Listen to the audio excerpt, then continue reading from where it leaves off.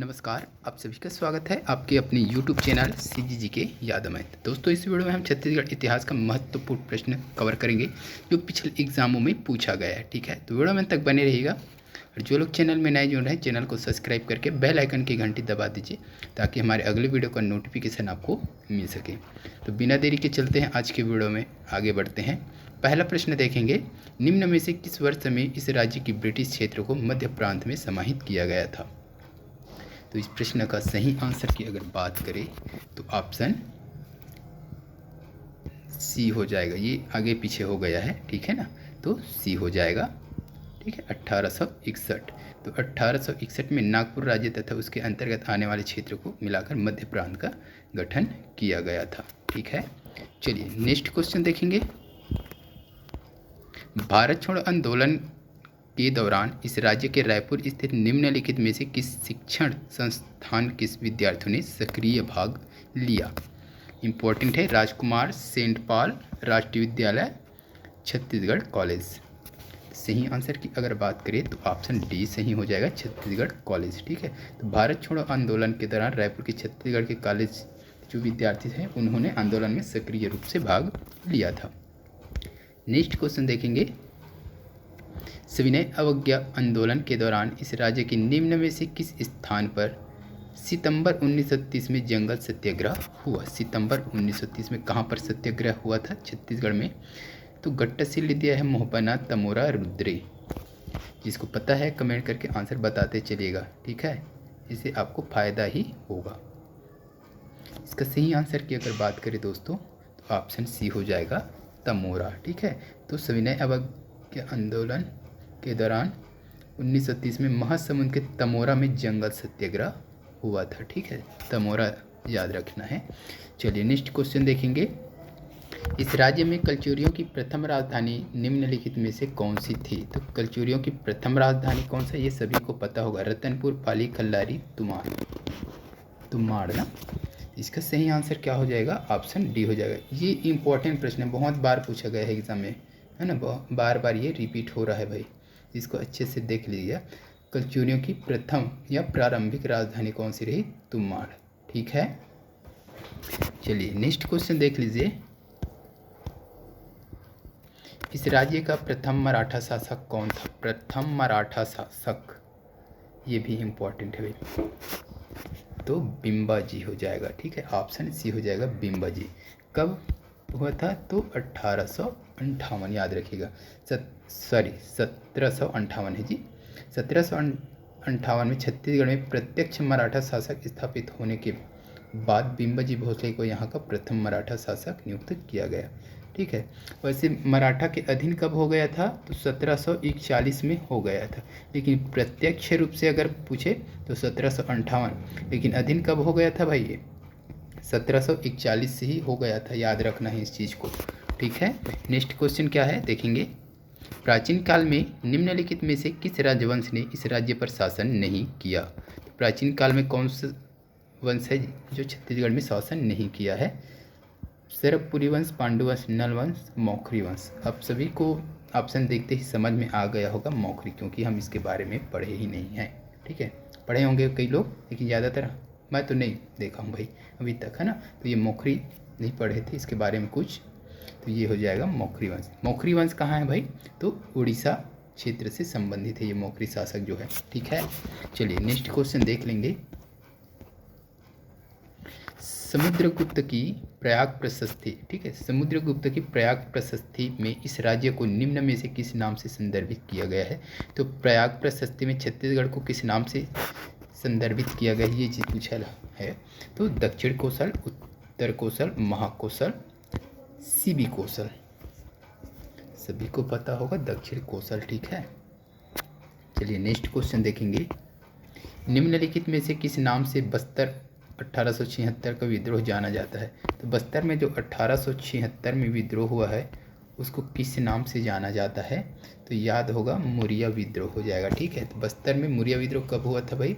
ऐसा एग्जाम में पूछा जा सकता है, तो 1876 में। ठीक है, दरअसल विद्रोह का नाम क्या है भाई? मुरिया।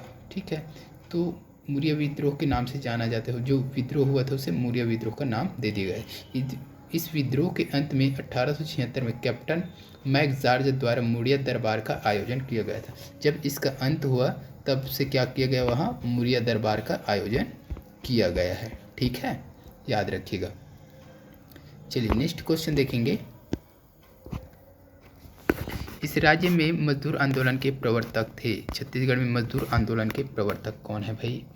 तो याद रखना है ठाकुर प्यारेलाल सिंह। बीएनसी मिल सभी को पता होगा, है ना। तो ये फेमस है, ये जो हड़ताल हुआ था बीएनसी मिल हड़ताल, ये फेमस है। ठीक है, कहाँ हुआ था?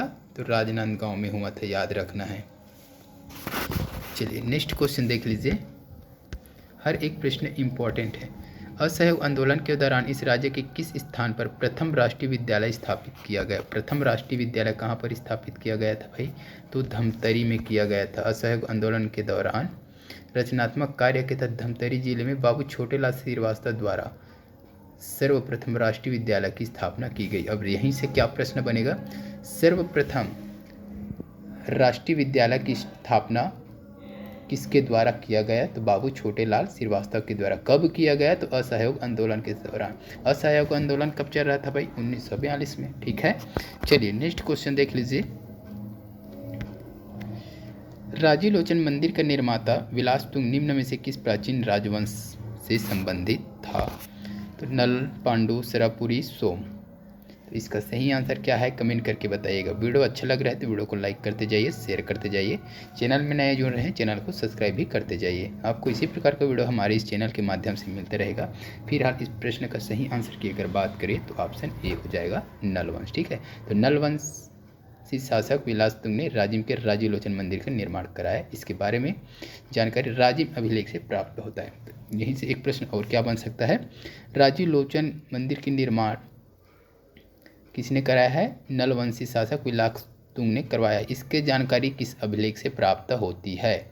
ठीक है, तो राजिम अभिलेख से प्राप्त होती है। ये सब प्रश्न बन सकता है, देख लीजिएगा।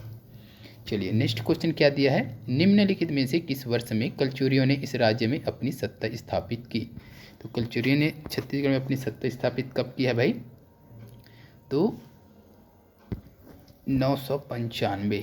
ठीक है, तो लगभग 10वीं शताब्दी के आसपास या 995 ईस्वी के आसपास कलचुरियों की एक शाखा ने छत्तीसगढ़ में अपनी शासन स्थापित कर दी थी। नेक्स्ट क्वेश्चन देखेंगे। निम्न में से किस घटना से ईश्वरी चरण शुक्ल जुड़े हुए थे? इसका सही आंसर क्या हो जाएगा? Raipur dynamite case. ठीक है, Raipur dynamite case. Next question देखेंगे। ब्रिटिश संरक्षण काल में निम्नलिखित में से कौन इस राज्य का प्रथम सुप्रिटेंडेंट था? तो ब्रिटिश संरक्षण काल में छत्तीसगढ़ का प्रथम सुप्रिटेंडेंट कौन था भाई? तो पी वांस एग्न्यू, कैप्टन हंटर, मी विल्किंसन, कैप्टन एडमंड। सभी को पता होगा प्रथम कौन था? कैप्टन एडमंड था। ठीक है, नेक्स्ट क्वेश्चन देखेंगे। इस राज्य का निम्नलिखित में से कौन सा शहर चौराहों का नगर के नाम से जाना जाता है? ये सभी को लगभग पता होगा। इसका आंसर आप कमेंट करके बताइएगा दोस्तों। ठीक है, कमेंट करके बताइएगा, इसको छोड़ रहा हूँ ना। चलिए नेक्स्ट क्वेश्चन देख लेंगे। कलचुरी शासक राज सिंह के दरबारी कवि गोपाल मिश्र ने निम्नलिखित में से किस ग्रंथ की रचना की है?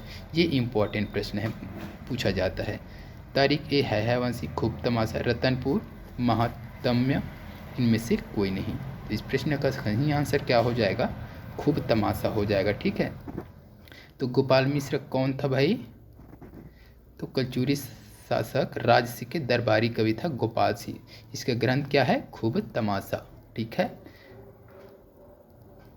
तो इसकी रचना कब किया गया था ये भी पूछा जा सकता है, तो डेट भी देख लीजिए अगर दिया है तो, है ना। तो 1689 में खूब तमाशा नामक ग्रंथ की रचना की थी। किसने की थी? राजकवि गोपाल मिश्र। किसके दरबारी कवि थे? कलचुरी शासक राज सिंह के राजकवि थे गोपाल मिश्र, क्योंकि खूब तमाशा की रचना 1689 में किया है। चलिए नेक्स्ट क्वेश्चन देखेंगे। निम्नलिखित में से किस वर्ष में नागपुर राज्य के साथ इस राज्य को ब्रिटिश साम्राज्य में सम्मिलित किया गया? इम्पोर्टेंट है। 1818, 1830, 1854, 1858। इसका सही आंसर क्या हो जाएगा दोस्तों? 1854 हो जाएगा। किस नीति के तहत अगर बोले तो हड़प नीति के तहत, ठीक है, हड़प नीति के तहत नागपुर राज्य को ब्रिटिश शासन में शामिल करने से छत्तीसगढ़ भी ब्रिटिश शासन के अधीन हो गया था। चलिए नेक्स्ट क्वेश्चन देख लीजिए। इस राज्य के निम्नलिखित में से किस स्थान में 1857 ईस्वी में विद्रोह नहीं हुआ? तो 1857 में विद्रोह हुआ था बहुत जगह भाई छत्तीसगढ़ में, तो कहाँ नहीं हुआ था ये चीज़ आपसे पूछा गया है। तो इसका सही आंसर हो जाएगा ऑप्शन बी हो जाएगा, रायपुर में नहीं हुआ था भाई, बाकी जगह हुआ था। रायपुर में 1858 में हुआ था, ठीक है, 1858 में हुआ था। कौन सा? तो सैनिक विद्रोह हुआ था, ठीक है, इस चीज़ को याद रखें। तो सैनिक विद्रोह कहाँ हुआ था? रायपुर में हुआ था। कब हुआ था? तो 1858 को हुआ था। ये 2-3 प्रश्न कवर हो जाएगा। चलिए नेक्स्ट क्वेश्चन देखेंगे। वीडियो के अब अंत तक पहुंच चुके हैं हम लोग। इस राज्य में सविनय अवज्ञा आंदोलन के दौरान बच्चों के एक संगठन वानर सेना के संस्थापक कौन है? तो पंडित सुंदरलाल शर्मा, बलीराम दुबे, कुंज बिहारी अग्निहोत्री, शोभाराम साहू। जिसको पता है कमेंट करके बताइए। तो इस प्रश्न का सही आंसर क्या हो जाएगा दोस्तों? ऑप्शन बी हो जाएगा, ठीक है, बलीराम दुबे हो जाएगा, है ना। चलिए कहाँ की है ये? राज्य में सविनय अवज्ञा आंदोलन के बच्चों के एक संगठन वानर सेना के संस्थापक कौन थे? तो बलीराम दुबे हैं। कहाँ भाई? तो रायपुर, ठीक है, रायपुर में यतन लाल तथा बलीराम दुबे।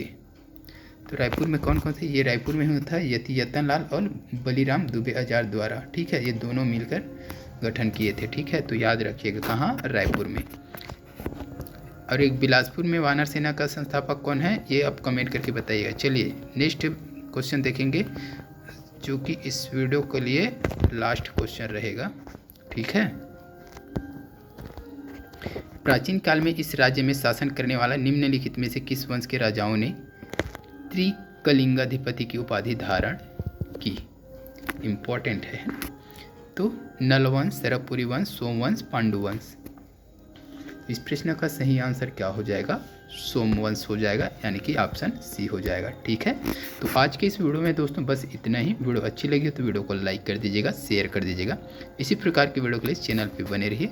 जल्द मिलते हैं अगली वीडियो के साथ, तब तक के लिए वंदे मातरम, जय हिंद।